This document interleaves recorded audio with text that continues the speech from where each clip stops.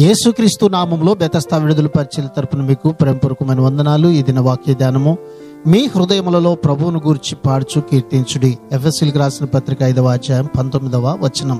ఒక వ్యక్తి దేవుని ఆత్మతో నిండి ఉన్నాడనడానికి కారణం ఏమిటి? ఇక్కడ పౌలు సూచనలు, అద్భుతాల గురించి లేక ఆధ్యాత్మిక సామర్థ్యాలు, ఆత్మ ప్రత్యక్షతల గురించి ఏమీ చెప్పడం లేదు. వీటిల్లో ఏ ఒక్కటి కూడా విశ్వాసులందరికీ ఇవ్వబడదు. ఒకరికి ఉంటే మరొకరికి వేరొకటి ఉంటుంది. ఏదో ఒకటి లేక అంతకంటే ఎక్కువ సామర్థ్యాలు ఉండి కూడా కొందరు పరిశుద్ధాత్మతో నిండిన స్థితిలో ఉండరు. అలానే కొందరు పరిశుద్ధాత్మతో నింపబడి కూడా దేవునికి ప్రాముఖ్యతను ఇచ్చే సామర్థ్యం వారిలో ఉండదు. విశ్వాసులతో ఆనందకరమైన సహవాసం, దేవునికి కృతజ్ఞతలు చెబుతూ ఉండడం, ఒకరికి ఒకరు లోబడి ఉండడం ఆత్మలో నిండిన వారిలో ఎక్కువగా కనపడుతూ ఉంది. ప్రార్థన.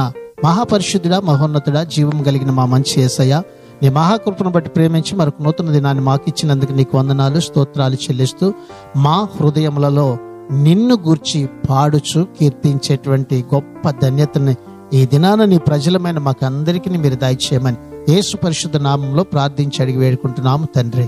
ఆమెన్.